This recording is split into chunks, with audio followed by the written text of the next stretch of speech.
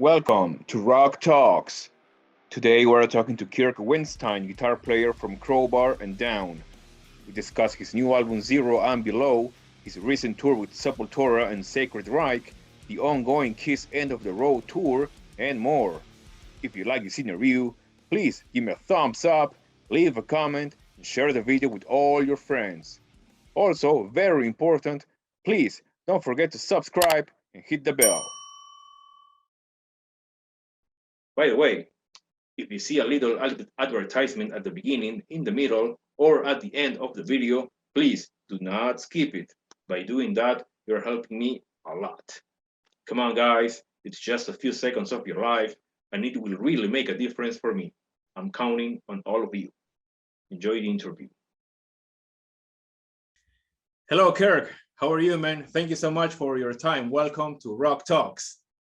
Doing good, man. Thank you. Thank you for having me. All right. So let's talk about your latest album, your new album, actually, Zero and Below. It was released March 4th, right? Correct. All right. So first question, this album was recorded during the pandemic, right? Actually, no. We wrote it in the second half of fall, late summer and fall of 2019. And we recorded and had it completely recorded, mixed, mastered, and turned into the label like right before the pandemic in 2020. So the record was actually complete for a little over 2 years by the time it was released. So that was it kind of sucked, but we did the right thing in not releasing it during the lockdown where we couldn't go on tour and whatnot. I mean, March 4th was actually the first show of our tour with Sepultura and Sacred Reich, and the opener was a band called Art of Shock from LA. That's a really, really good band. The timing worked out perfect. The record came out the day the tour started. So the tour was postponed for 2 years, and so was the record, basically. But it all worked out in the end. So no complaints from me. It all worked out, so that's good. So does the record feel old already for you? I mean, actually, no, because I listened to it a lot, during the pandemic. Then I'd give it a break for a month or 6 weeks or something, and then listen to it again. And when it was all said and done, because I guess like technically if we wanted to go in and change something or whatever, we could have. And we all listened to it, all the guys in the band, and we said, you know what, this record's killer.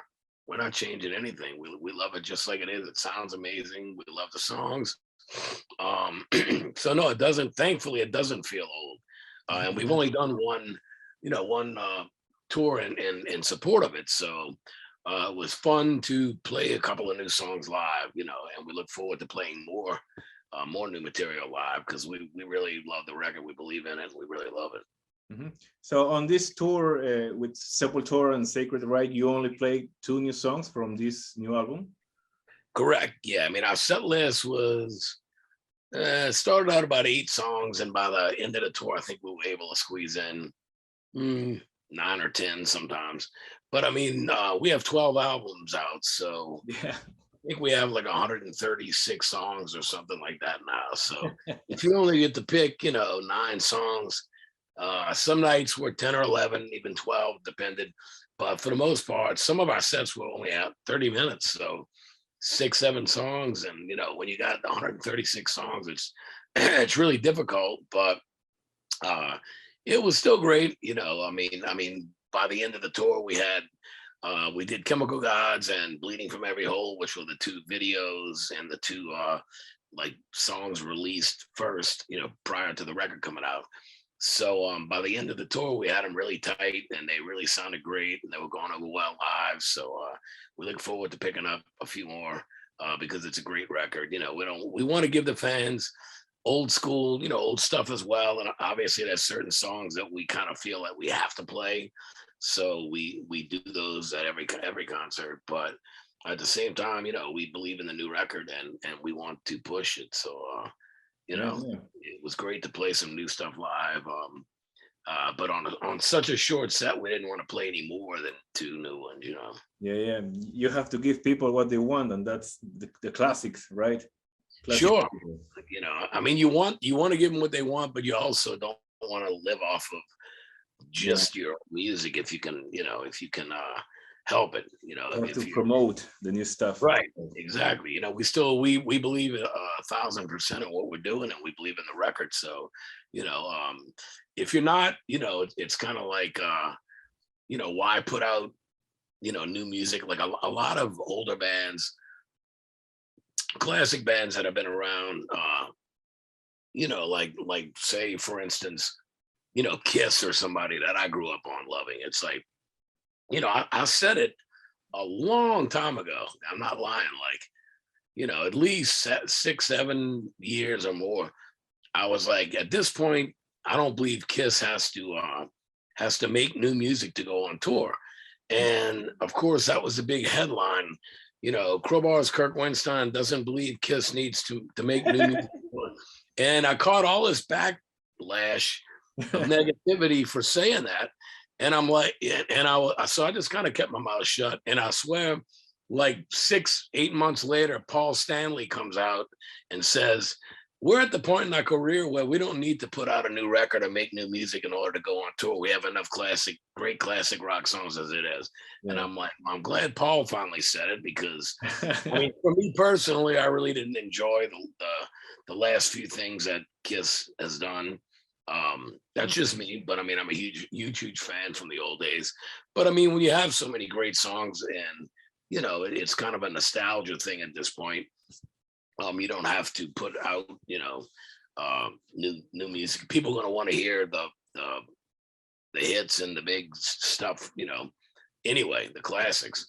So we like to play some old stuff, but we also believe that, you know, obviously we've never reached the level of Kiss, so we feel we still want to promote our new music and always continue to put out new albums. Yeah. Since we're talking about Kiss, I remember that first show I saw you with Down back in 08, February 08. No, it was January 08. And in Grand Rapids, Michigan. You were wearing a t-shirt that says Ace Frehley ruined my life. Yes. That? I made that.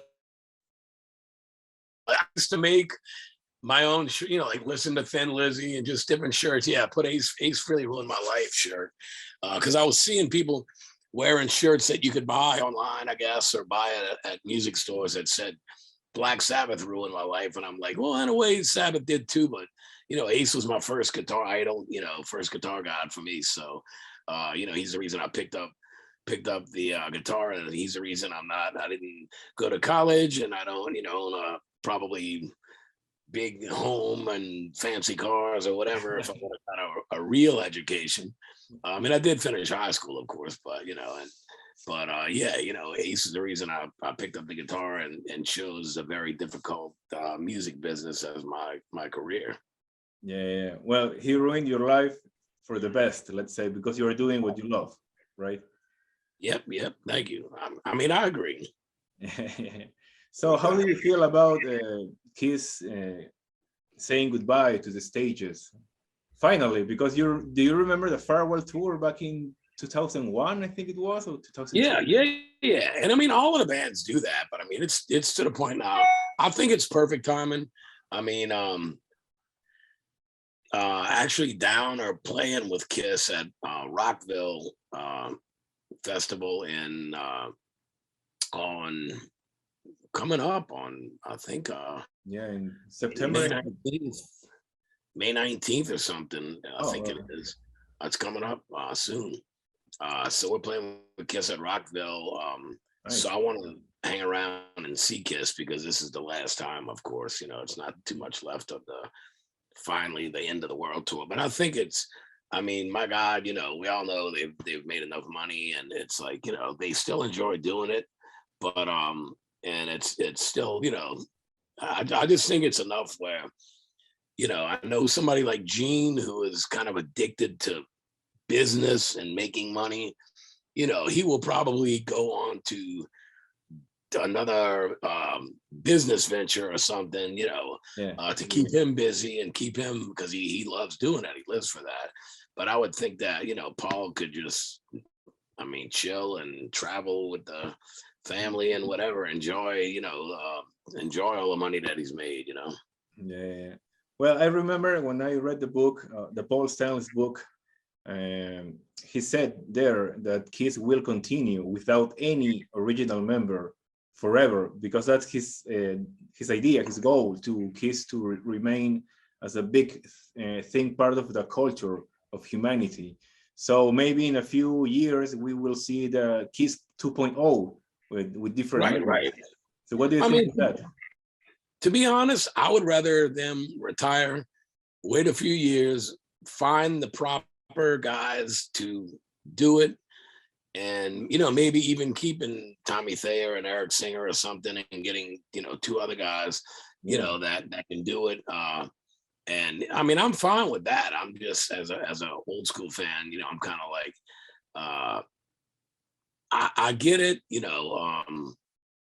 It just, things. I know. Ace is my favorite member, so it's difficult for me to maybe embrace Tommy Thayer, but he did a fantastic job when I saw him play. He really did, and I was a big Black and Blue fan. I saw Black and Blue as direct support for Kiss back in like the Animalize or Asylum or something, like the No Makeup days, and they were a great band, So and he's freely himself even said it. He goes, I don't have any hard feelings against the guy. He said if it wasn't him, it would be somebody else. Yeah. And it's true. It would be somebody else dressing up, as a spaceman or whatever. So, it is what it is. But I really don't. I don't have a problem with them continuing Kiss as like a, Las Vegas show type thing or something. Where people, older people on vacation, want to go out to Vegas and see the Kiss thing and hear all the hits.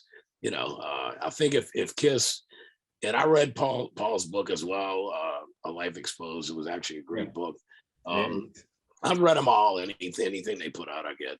But I think that if they were really involved with it and had a hand in it, and as long as they're still here, with us, I think that if it's done correctly, I think it could be a great thing. Like I said, on out in Las Vegas or something, I think it would be cool. Yeah, I agree. So last Kiss question, since you're a really big Kiss fan, I have to ask this. How do you feel about the 80s era of Kiss, Animalize, Asylum, Hot in the Shade, with Bruce Kulick on guitar as well?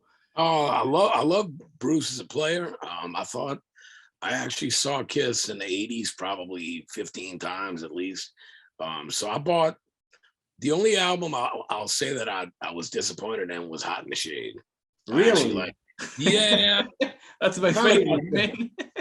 Is it really? Yeah. See, I liked, I really liked, of course I liked Lick It Up a lot, but I liked Animalize. I liked, I loved Asylum, believe it or not.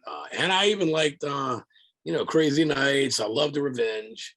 Yeah, Revenge is great. Hot in the Shade was the only one it was kind of like, I was glad not long after that you started having the rumblings and talkings of maybe there'll be a reunion with Ace and Peter and whatever, because I was kind of like, well, God bless him, but when Eric Carr passed away, Eric Singer came in and did a fantastic job, and he still does. Yeah.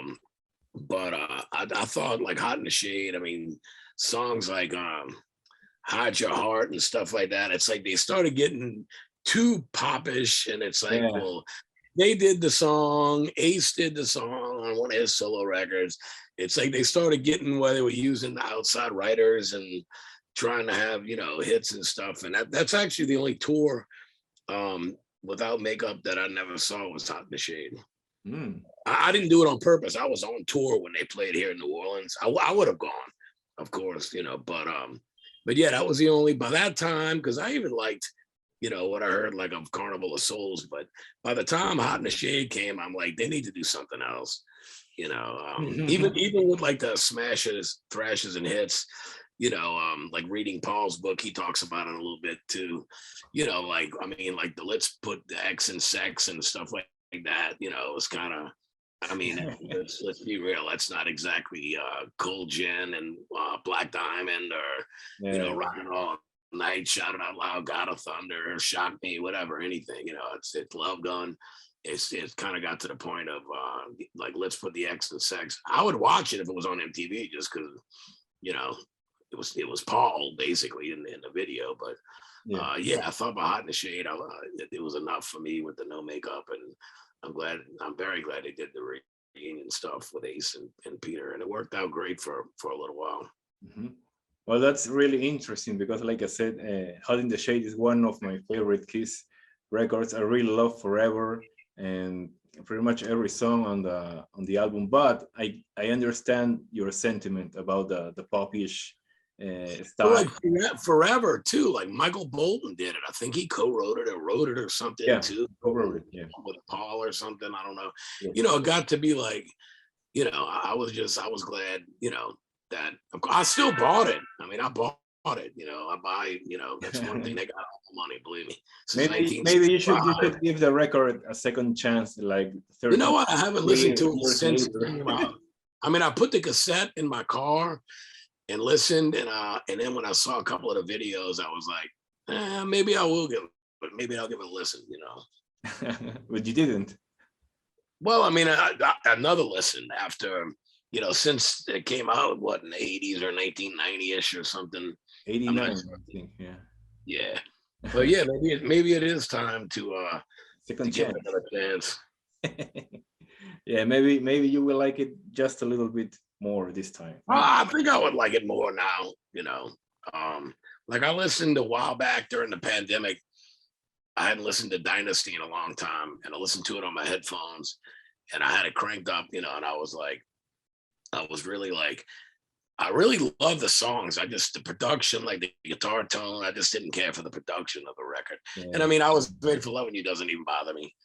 But anyway, I guess enough Kiss, but I'll always be a huge Kiss fan. But yeah, me too. All right, let's go back to the Crowbar world. Yes. So you just wrapped up the tour with Sepultura and Sacred Reich. So how was the tour? What can you tell me about this experience? It was fantastic. I mean, we had toured with Sepultura in Europe for about a month in 2010, and then we had toured with Sacred Reich in 1993 for a couple of months. So we stayed friends. I mean, not stayed in touch, but stayed friendly with the guys, of course. They're both great bands, and it was great. It was just great, to get back on tour, doing it for real. I mean, we were really, nobody, to my knowledge, Phil from Sacred Reich, he was basically born with some bad asthma. And he had some asthma issues, and unfortunately had to miss a few shows. But I mean, other than Phil having some asthma problems, really the nobody even really got a cold, so we were very happy to avoid any COVID stuff and all of that kind of stuff. It was nice to get out and play. I mean, at one point we were doing 7 shows in a row, day off, 6 shows in a row. So a pretty good schedule, a lot of traveling. And it was just great to meet the fans, see the fans again after waiting for years, for all of us to get back and to do this. And in general, the tour was fantastic. I mean, we're doing the same thing, Sepultura, Sacred Reich, Crowbar, in October and November in Europe and Scandinavia, UK. So it looks as of now like everything is okay for us to travel over there and do it.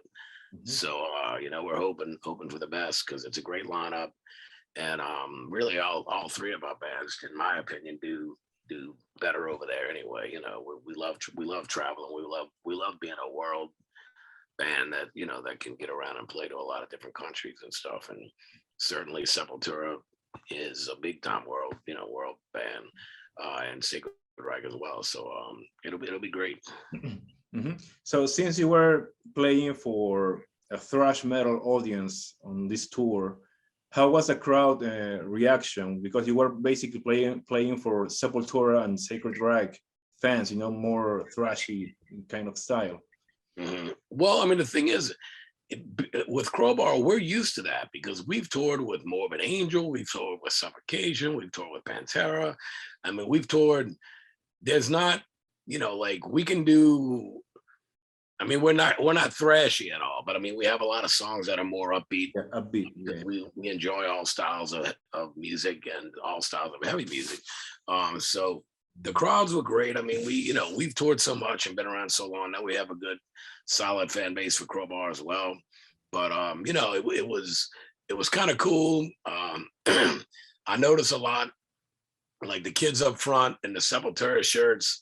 You know, when we come out, they're just kind of sitting there, like they're not really into it. And then as the set goes on, like my goal is to just jam and have fun and just kill it, you know. And then by the end of the show, if you're getting a little bit like, yeah, you know, all right, and they're making a little noise and getting into it, you know, that's the whole idea of supporting other bands, is to try to win some of their fans, you know. I mean, a lot of people are very closed-minded, and that's just the way they're going to be. If it's not thrash, it's not thrash. If it's not doom or stoner, they don't like it. They only like black metal, you know, whatever it is. That's fine. I mean, when I was younger, I was closed-minded. If it wasn't metal, I didn't like it. And now I listen to all styles of music so often that metal is just one of them. You know, I mean, I'm just as likely to put on a Saxon record as I am a Sade record or something. You know, it's like I just love good music. So, but it's always a good feeling. We like being the underdog. We like being in front of the crowd that maybe doesn't know who we are, maybe heard our name, and we had a lot of younger kids and older people come up who are more thrash fans saying, you know, I've never heard you before until tonight, you know, but you made a new fan. And I'm like, well, that's what I want to hear. That's great. Yeah, that's awesome. That's great. Congratulations.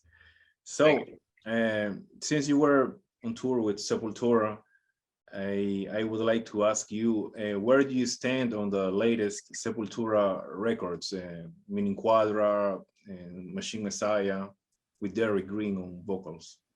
I love it. You know, it's kind of like, you know, we, of course, I mean, I'm 57 years old. So of course I first heard Sepultura in the 80s, you know, late 80s. And it's like, of course we all grew up on that, but it's like, for me personally, I don't understand, you know, the people who are once again closed-minded people or something. It's like Derrick's been in the band like 25 years, you know. I mean, Max is doing his own great thing with Soulfly, and we've toured with Soulfly, and they're wonderful, treated us great.